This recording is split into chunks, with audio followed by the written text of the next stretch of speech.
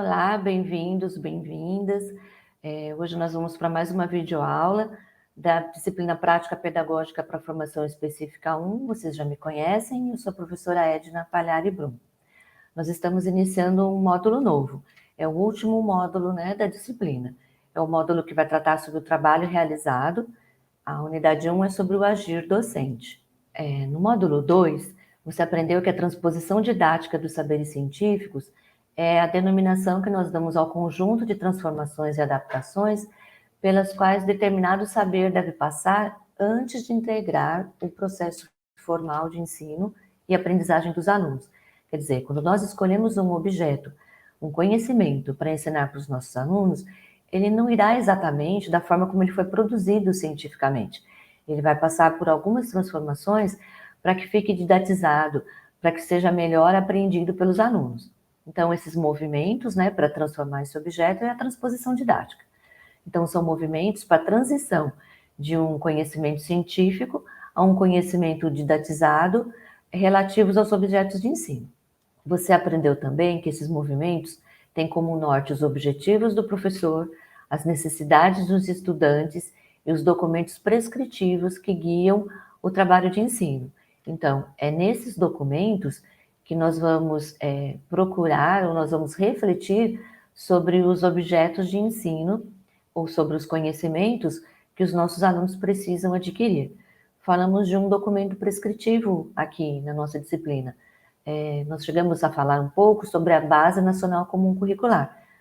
Ela está disponível na internet, mas também está lá no AVA, e há um vídeo que vocês podem assistir também, para entender melhor como é que esse documento foi criado.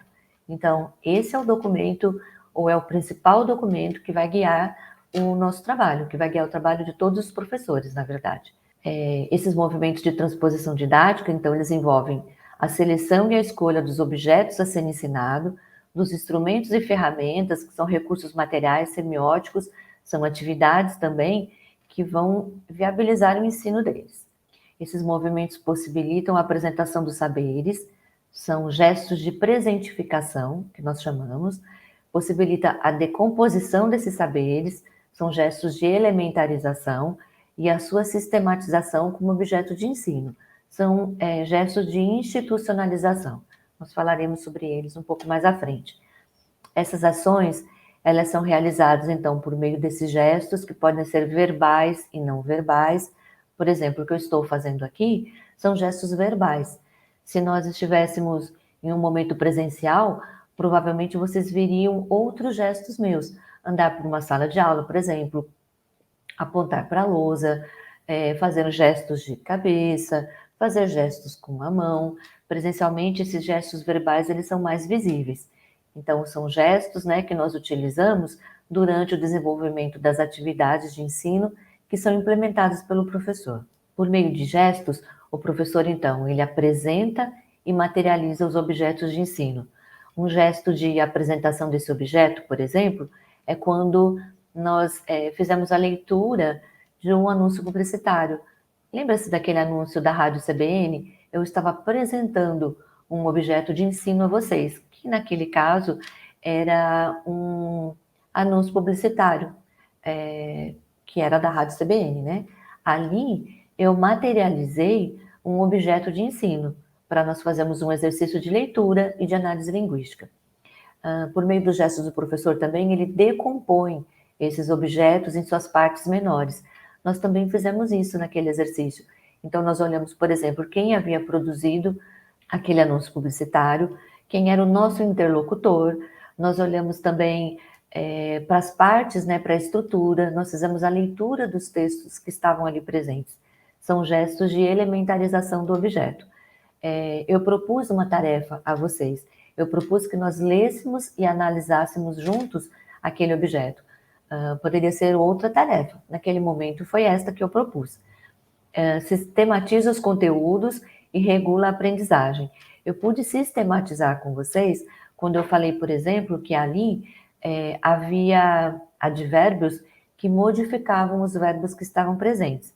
Eu não pude regular, por exemplo, a aprendizagem de vocês, porque nós estamos em um momento que não é síncrono, mas isso vai poder ser feito durante o desenvolvimento da aprendizagem. Por meio de gestos também, é possível consolidar memórias didáticas sobre esses objetos. Então, cada vez que eu retomo um objeto, ou cada vez que eu lembro a vocês que nós fizemos a leitura e a análise linguística daquele anúncio publicitário, eu estou procurando consolidar memórias didáticas que vai contribuir para a aprendizagem, para o desenvolvimento de vocês. Isso nós fazemos com os nossos alunos da educação básica, por exemplo. Vamos ver um exemplo mais na prática? Então, assim, o que nós vamos fazer? Nós vamos fazer um exercício aqui. Nós vamos observar e analisar uma situação de aula. Então, eu gostaria que vocês ficassem atentos para a forma como a língua foi ensinada na atividade que vai ser proposta aqui.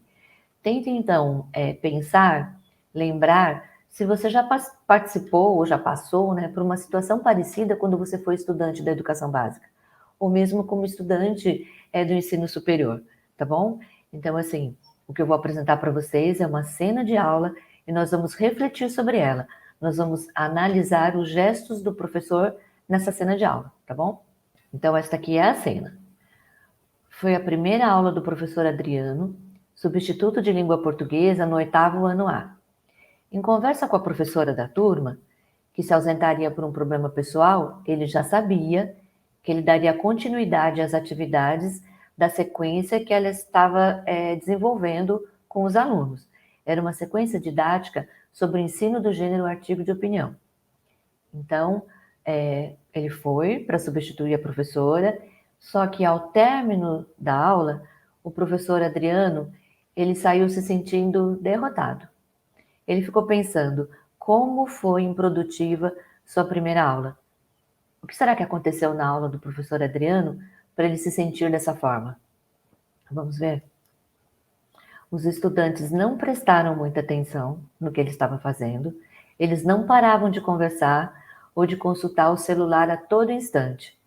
Ele saiu da sala com aquela sensação de que tudo fora tão sem sentido, mas o que teria saído errado? Então, assim, para o professor Adriano, o que ele fez na sala foi muito assim sem sentido mesmo, não é? Ele saiu certo de que ele fez alguma coisa errada. No entanto, ele planejou tudo com muito cuidado. Vamos ver como é que foi a aula? Os alunos foram ao quadro e classificaram todas as conjunções que haviam circulado no texto que eles leram. Eles leram um artigo de opinião, lembra? Então, assim, o professor Adriano percebeu que eles erraram uma série dessas conjunções, mas isso também é normal, afinal os alunos estão aprendendo o que é conjunção. E aí ele pensou, talvez a atividade de categorizar determinada classe de palavra só por categorizar não fosse interessante mesmo. Mas, ao mesmo tempo, os alunos precisam conhecer as conjunções. Então, e agora, não é? O que o professor Adriano precisa fazer? Vocês se lembraram de alguma situação parecida como esta, enquanto vocês eram alunos? Aqui nós estamos vendo essa cena, observando essa cena pelo olhar do professor Adriano. Mas você, enquanto aluno, você já vivenciou alguma coisa parecida? Você já fez alguma atividade que foi sem sentido para você? Tenta pensar um pouquinho, tenta lembrar. Agora, de novo, nós vamos sair da posição de aluno e nós vamos nos colocar na posição de professor, especificamente no lugar do professor Adriano, que foi o docente, o principal sujeito da sala de aula ou da cena de aula que nós observamos agora há pouco. E aí eu pergunto para vocês, como professor ou como professora de língua portuguesa, tendo em vista os estudos que foram realizados até o momento, não só na disciplina de prática pedagógica, mas de todas as disciplinas que vocês já passaram no curso. Tendo em vista, então, esses estudos realizados até o momento, qual é a questão central que está envolvida na situação apresentada e analisada? Qual é o problema? Nós sabemos que é um problema. O próprio professor Adriano verificou isso. Se os alunos não prestaram atenção, se eles erraram muito o que ele havia pedido que eles fizessem, qual é o problema que houve nessa aula? Qual foi o problema na prática pedagógica do professor Adriano? Vou fazer uma outra pergunta para vocês. Quais foram os gestos realizados pelo professor Adriano? Vamos pensar um pouquinho. Depois nós vamos retomar a situação do professor Adriano, tá bom? Então, assim, primeiro nós precisamos ter ciência, nós precisamos observar que os gestos didáticos, eles sempre vão ocorrer. Não é possível fazer docência sem que nós realizemos, nós professores, realizemos determinados gestos. Então, faz parte, né, do gênero da atividade docente um conjunto de regras explícitas ou implícitas para o agir. Por exemplo, implementarmos determinados gestos didáticos.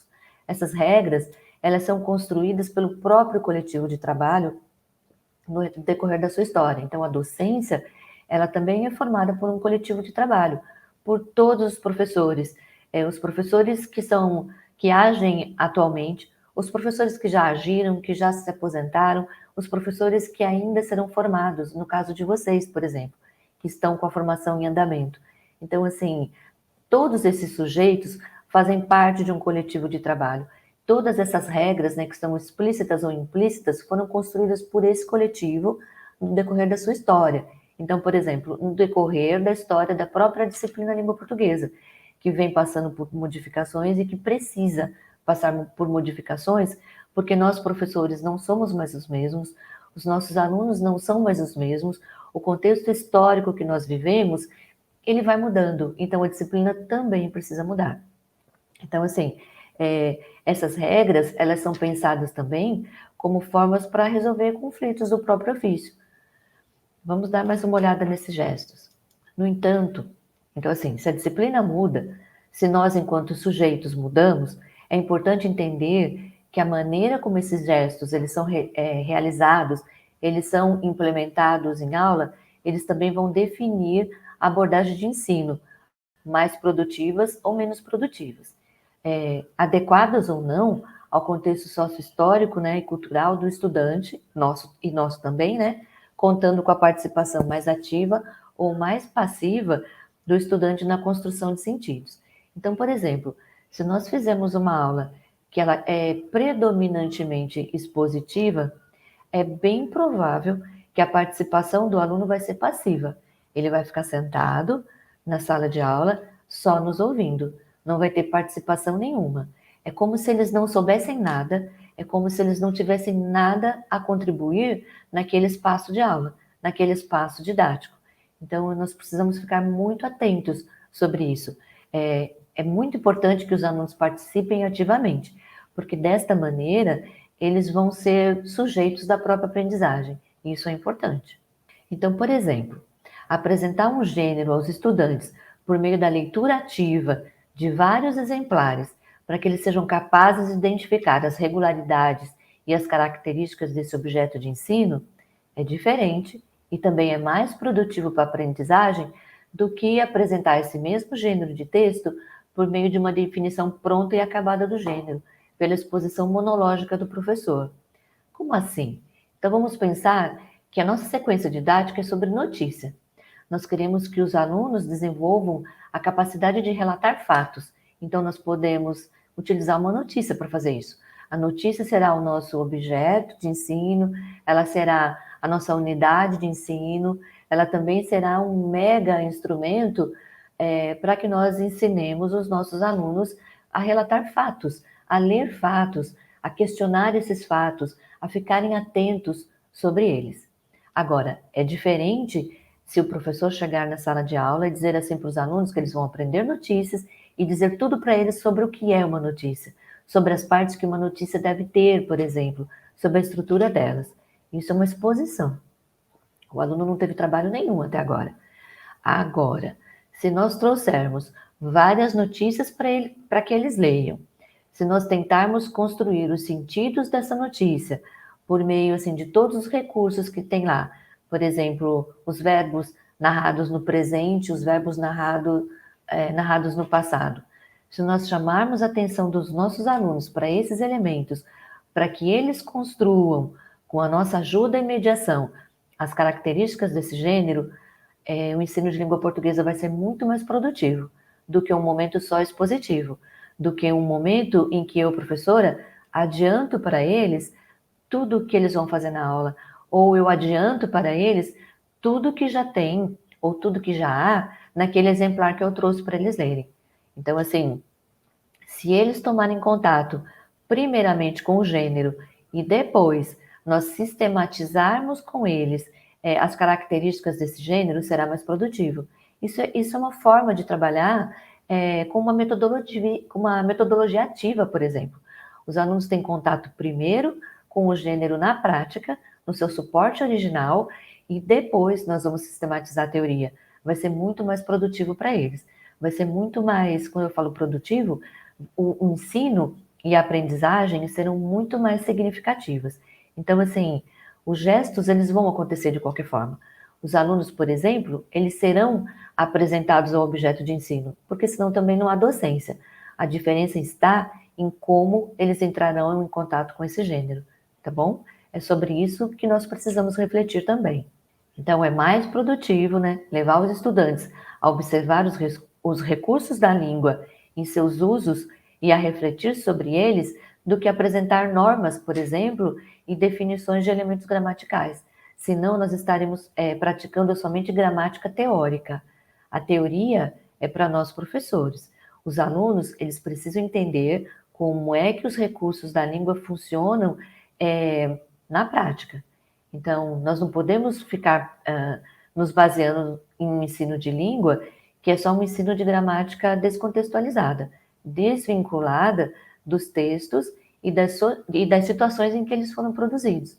Então, os nossos alunos precisam entender por que as notícias são produzidas, qual é o objetivo de ler notícias, quem produz notícias, quem lê e por que lê, e por que as notícias foram produzidas da forma como elas foram produzidas. Aí nós vamos olhar para os elementos pelas formas da gramática, pelas formas da língua. Mais importante do que focalizar a gramática é focalizar a língua. A gramática só é mais um elemento da língua, é uma forma de nós entendermos como é que a língua funciona. Então, quando nós olhamos, por exemplo, os advérbios lá naquele anúncio publicitário, aquele da CBN, lembram como que era? Era ouça agora o que você vai ler depois. Lembram-se? Rádio CBN, a rádio que toca notícia. Então, quando nós olhamos os advérbios agora e depois, primeiramente nós olhamos os efeitos de sentido que eles fazem para aquela notícia. É uma forma de nos convencer a ouvir a rádio CBN ao invés de ouvir uma rádio que só toca música, por exemplo, não é? Então, antes de nós entendermos que eles eram advérbios, primeiro nós entendemos que eles estavam modificando as nossas ações, a ação de ouvir e a ação de ler.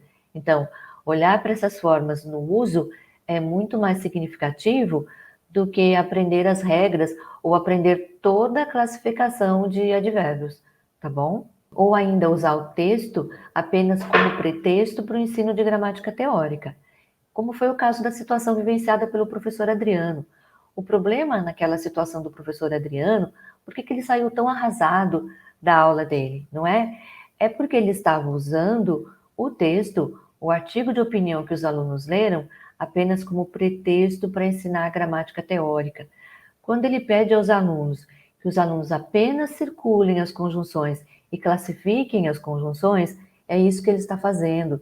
Ele não está olhando para de que forma as conjunções que estão presentes em um artigo de opinião, e olha que um artigo de opinião é um gênero que vai trazer muitas conjunções, vai trazer muitos conectivos, vai trazer muitos operadores argumentativos, articuladores textuais. Mas se o professor Adriano, assim como qualquer outro professor, o professor Adriano aqui representa, né, nós, enquanto professores, se nós fizermos isso, localizar conjunções e apenas classificá-las, nós estaremos utilizando o texto apenas como pretexto para o ensino de uma gramática teórica, que não irá fazer muita diferença na vida do aluno, não irá colaborar para que o aluno aprenda mesmo de verdade, para que ele entenda para que é que serve um artigo de opinião. A aula para ele não vai significar muita coisa. É por isso que os alunos do professor Adriano conversavam o tempo todo, estavam no celular o tempo todo, aquela atividade não fazia sentido para eles. O professor Adriano percebeu isso, ele começou a refletir sobre o trabalho dele, ele começou a refletir sobre o trabalho realizado e o trabalho real. ao mesmo tempo, ele começou a refletir sobre o trabalho planejado por ele. Ele viu que alguma coisa não deu certo. É sobre isso que ele está pensando agora. Nós, aqui, enquanto professora, formadora de professores, vocês que estão em formação inicial, nós estamos olhando de fora a situação do professor Adriano. Ao mesmo tempo, o professor Adriano, ele também é meio como se ele se afastasse daquele momento, daquela cena, e ele está olhando como se ele fosse um professor de fora, um analista de fora. Ele está olhando para o seu trabalho realizado, mas ao mesmo tempo, ele está envolvido naquele trabalho, é o trabalho dele. Por isso que ele está se sentindo um pouco incomodado, ele está entendendo que não deu certo. Ele trabalhou para que desse certo. E o que seria dar certo, né? Ver os alunos interessados, ver os alunos contribuindo ativamente, né, para a realização da atividade. Mas não foi isso que ele viu. Por isso que ele ficou chateado. Faz parte do nosso trabalho. Só que nós também não devemos nos sentir arrasados por isso, não é? Esse é um momento de reflexão, é um momento super importante da prática pedagógica. É o momento de nós corrigirmos, né, o que nós achamos que não saiu exatamente como nós queríamos. É isso que o professor Adriano está fazendo, não é? Então, assim, ele está vendo que só circular conjunções, ou poderia ser qualquer outra classe de palavras, verbos, por exemplo, advérbios, mas não refletir sobre eles, ou só parar numa classificação que em alguns momentos ela pode ser vazia, ela pode não fazer sentido, não é produtivo para atividade, né, do professor, não é produtivo para a aprendizagem dos alunos. Vou dar um exemplo, ainda pensando na atividade do professor Adriano. Ele pediu que os alunos circulassem e classificassem as conjunções. Nós sabemos que, de acordo com a gramática padrão, por exemplo, de acordo com os estudos da língua, nós sabemos que as conjunções, elas são classificadas dependendo das situações em que elas são usadas. Por exemplo, se nós dissermos assim, ou se nós ouvirmos alguém dizendo Adriano foi à feira e comprou laranjas, peras, maçãs e bananas. Então, nós entendemos que o Adriano, ele saiu para fazer compras, ele foi à feira e ele comprou uma série de frutas. Ele elencou, nós elencamos, não é, as frutas que ele comprou. Então, se nós tivéssemos que marcar isso na escrita, nós marcaríamos com vírgulas e a última, né, ela seria antecedida por uma conjunção, a conjunção e. Foi isso que eu fiz aqui no exemplo que eu estou dando a vocês. Se nós olharmos para essa conjunção e, nós vamos entender que ela está adicionando, né? Adicionou o último elemento da compra de frutas do Adriano. Então, por isso foi usada a conjunção e. Se nós olharmos lá na classificação gramatical, né, nas normas, essa conjunção e, ela está classificada como uma conjunção aditiva, não é? Porque ela está adicionando um elemento que faz parte desse conjunto de frutas. Poderia ser também um conjunto de vegetais, enfim, né? Que nós estamos analisando aqui. Ok, está certo. Aí nós vamos olhar uma outra situação. O professor Adriano, ele está, digamos, na janela da casa dele, ou ele está no carro dele, ou ele está no ônibus, e ele vê que acontece um acidente. E aí ele diz assim, o menino foi atropelado e não se machucou. Será que essa conjunção e, ela tem o mesmo peso, ou ela tem o mesmo sentido, o mesmo significado? Ela traz o mesmo sentido que aquela situação das frutas? É claro que são situações diferentes, não é? A partir, assim, o professor foi à feira, comprou os alimentos. A outra, ele observou um atropelamento, viu que alguém foi atropelado e viu também que, felizmente, esse alguém não se machucou. Por que é importante dizer isso? Porque todo atropelamento, quando nós ouvimos falar em um atropelamento, nosso conhecimento de mundo nos diz que é bem provável que alguém tenha se machucado. Mas, felizmente, também há situações em que a pessoa não se machuca, que foi o que o Adriano presenciou. Então, ele diz, o menino foi atropelado e não se machucou. Veja, se ele não se machucou, o que está acontecendo aqui vai na direção contrária do que nós sabemos sobre atropelamentos.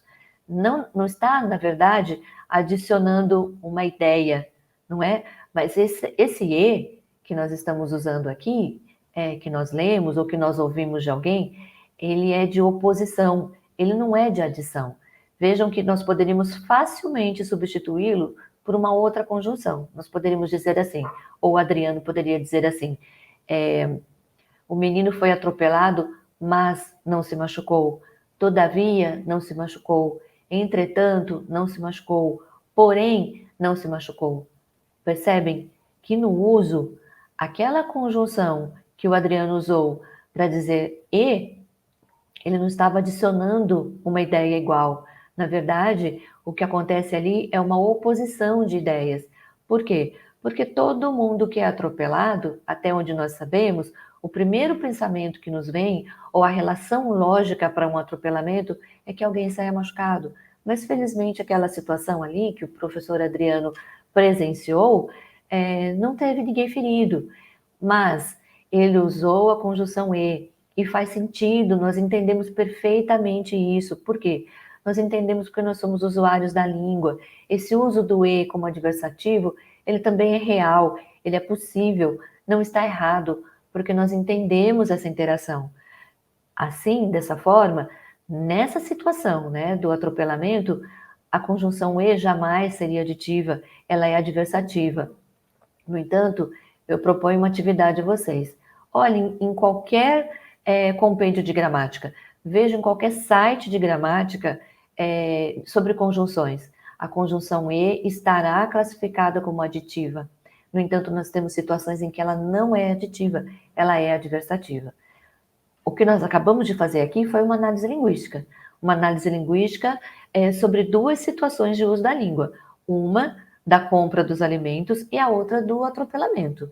E nós vimos que, apesar de usar a mesma conjunção, elas têm sentidos diferentes, porque nós estamos olhando para o uso e não simplesmente para a teoria e para uma classificação gramatical. Se nós dermos para os nossos alunos essa situação do atropelamento e pedir que eles simplesmente circulem a conjunção e classifiquem, é muito provável, a experiência nos mostra isso, é muito provável que os alunos dirão que é uma conjunção aditiva. Eles estão incorrendo, não é, num equívoco muito grande. Por quê? Por culpa deles? Não, porque eles só decoraram, porque eles não aprenderam a fazer uma análise linguística, porque eles ainda não aprenderam a entender o sentido que foi construído a partir do uso desse recurso, desse elemento linguístico. Por isso, focalizar apenas em uma gramática teórica não é suficiente para a aprendizagem de língua, não é suficiente para o desenvolvimento da competência discursiva dos nossos alunos. Nós, enquanto professores, precisamos ser os primeiros a entender isso. Precisamos ser os primeiros a modificar a nossa prática pedagógica, ok? Vamos mais adiante um pouquinho. Por que é que, então, né, nós precisamos entender que focalizar apenas uma gramática teórica não é suficiente, não é? Nós aprendemos anteriormente que a unidade de ensino da língua é o texto, pois é por meio dele que a linguagem se manifesta e viabiliza as interações humanas nas mais diversas situações sociais. E os estudantes da educação básica, eles estão envolvidos nessa situação, eles precisam estar preparados para vivenciar aquelas que eles ainda não vivenciaram. Eles precisam entender como é que eles analisam os recursos da língua para que eles também saibam agir nessas situações, para que eles entendam, para que eles compreendam como é que eles podem agir usando a linguagem. Por isso, nós vamos ter um exercício de docência, uma atividade bem maior. Lembram-se que lá no início da nossa disciplina, eu comentei com vocês que a disciplina de prática pedagógica para a formação específica 1, ela tem 102 horas de carga horária? Eu disse também para vocês que 34 horas dessa disciplina vai ser dedicada numa atividade de ensino, numa ação de extensão.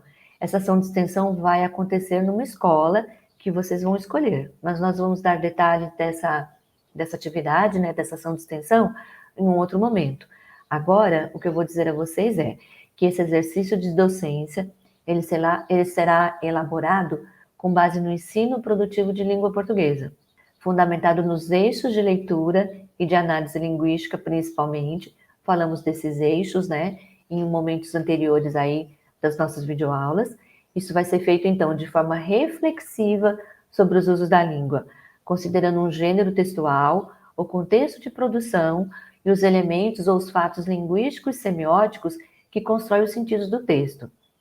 Tudo isso, né, nós vamos ter como base uma fundamentação teórica muito sólida, né? Por exemplo, nós vamos fazer uso da Base Nacional Comum Curricular, nós vamos fazer uso de textos que tratam dos eixos da língua, né? Dos eixos de ensino de leitura, de análise linguística, de produção de texto.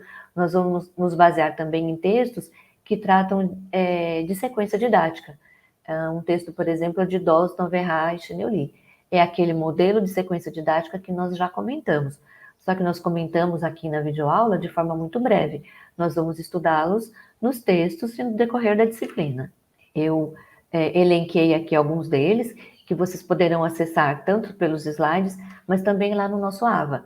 Esses textos estão relacionados no plano de ensino da disciplina, eles estão relacionados no cronograma das atividades, eles estão na biblioteca, vocês terão, assim, acesso a esses textos, né, em vários locais, tá bom? Isso, assim, para facilitar o seu estudo, a sua compreensão, né, sobre o que nós vamos fazer na disciplina e principalmente nessa atividade de extensão.